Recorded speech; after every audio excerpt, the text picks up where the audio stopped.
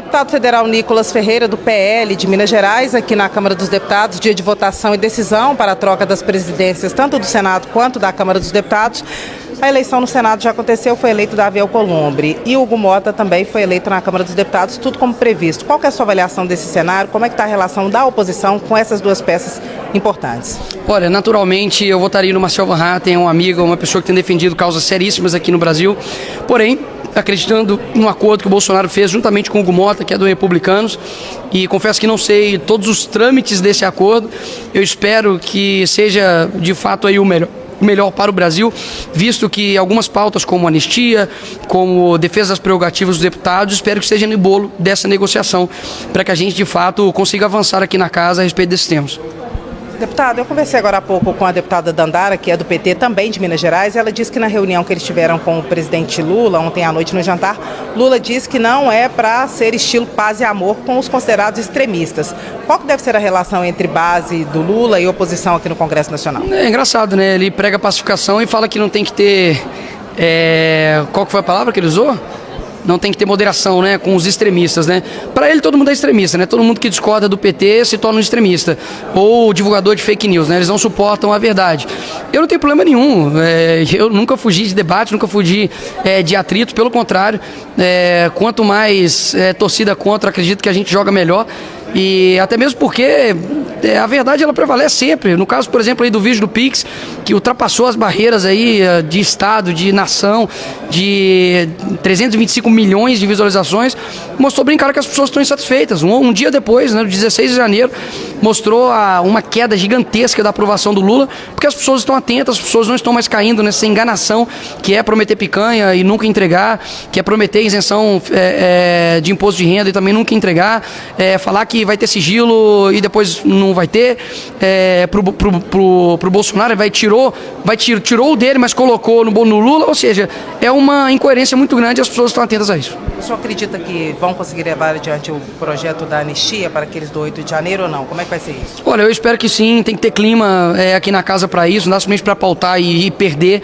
Eu vejo que quando as pessoas sensibilizarem com as histórias, com o que está acontecendo, elas vão entender que não se trata de passar pano na cabeça de criminoso, até mesmo porque eu nunca vou fazer isso. Para mim tem que ser punido, só que tem que ter proporcionalidade. A esquerda já cansou de fazer baderna aqui nesse Congresso, inclusive até em outros locais, como a Avenida Paulista, os Black Blocs, e nunca tomaram penas como estão tomando agora. A gente está vendo aqui no Brasil traficantes serem soltos, estamos vendo aí políticos, né, que estavam presos e não tem ninguém agora mais preso, como por exemplo o pessoal da Lava Jato, que desviou bilhões de estatais, e a gente percebe claramente de que essas pessoas estão tomando essa pena desproporcional, coisa que nem estuprador, que homicida toma no Brasil. Por quê? Porque eles estavam de verde e amarelo e obviamente são da direita. É lamentável a atitude de todos eles, um dia triste para o Brasil de 8 de janeiro, mas que a justiça seja feita no caso de cada um deles. O senhor falou do vídeo do Pix, logo depois o deputado federal mineiro Eros Biondini apresentou uma proposta de emenda à Constituição que reduz a idade mínima para disputar a presidência da República, colocaria o senhor em condições de disputar em 2026, por exemplo. O senhor acha que essa PEC vai pegar ou não vai pegar? E se pegasse, o senhor teria disposição de disputar já nessa próxima eleição ou não? Não disputa a presidência da República. Isso fica a cargo, obviamente, de pessoas muito mais experientes, pessoas que já passaram por uma vida pública de longa data, como, por exemplo, o presidente Bolsonaro. O que, de fato, me atrai nessa proposta é para o Senado, que reduz para 30 anos. Vejo que o Senado está sendo, infelizmente, um fiel da balança leve com relação aos atritos que o STF tem gerado no nosso país, um desbalanço da democracia.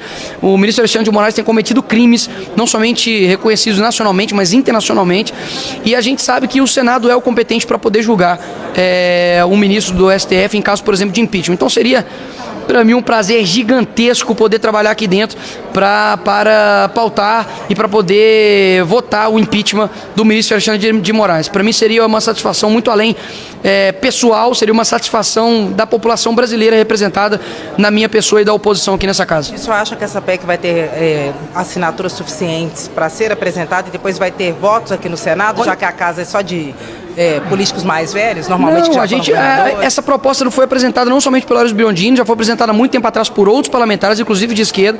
Eu vejo que para ser governador de um estado você precisa de 30 anos. E você não pode, com 30 anos, estar aqui no Senado representando o seu estado.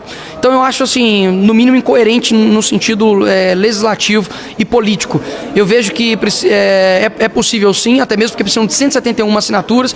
A gente já está coletando, como é o Aécio que está coletando, não sei a quantidade exata, mas atualizo aí futuramente. E vamos trabalhar para que a gente consiga chegar até aqui.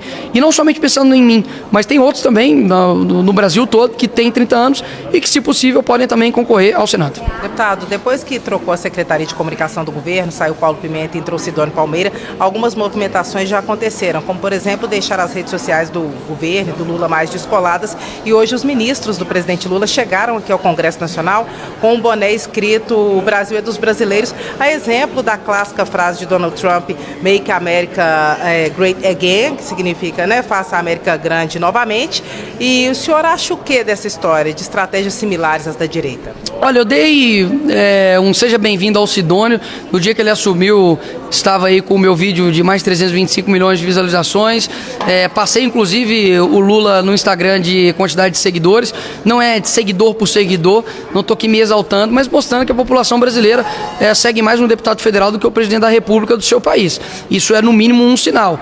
Ele é uma pessoa que claramente está desconexa da realidade, né? Fazer um boné com a mesma característica de identidade visual do Donald Trump para poder defender a esquerda, o Sidônio é meu parceiro agora, eu quero que ele continue. Não demitam o Sidônio, ele tem que continuar no governo Lula, juntamente com a Janja.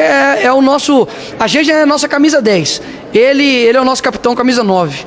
São os jogadores mais que especiais nesse governo Lula. Continuem, porque está dando muito certo. Confia. O presidente Lula falou que o senador Rodrigo Pacheco, disse isso claramente numa entrevista coletiva essa semana, é o candidato dele ao governo de Minas em 2026. Como é que a oposição recebeu essa fala? Como é que o senhor recebe essa fala? O senhor acha que Pacheco é competitivo, não é?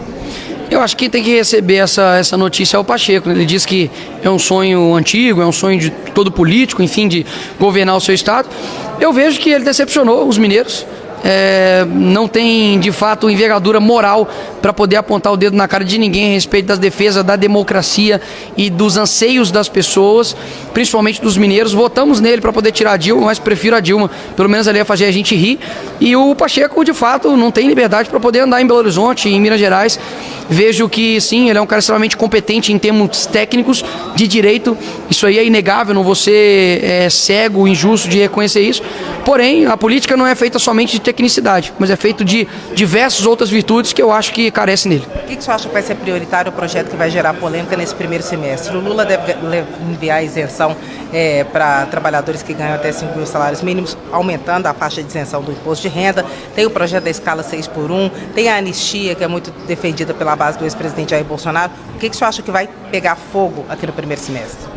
Olha, existem algumas pautas, essas que você citou são as principais, eu acredito, né? A questão da escala 6x1, a questão da anistia, a questão da isenção, quem ganha até 5 salários mínimos, enfim.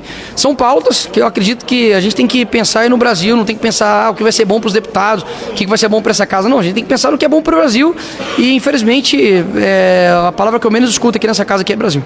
O senhor presidiu a Comissão de Educação agora no último ano. Nesse ano, em qual posição o senhor deve jogar aqui na Câmara dos Deputados? Olha, eu acredito que eu vou ficar como titular na CCJ, trabalhar em relatorias, discutir projetos e ser relator também.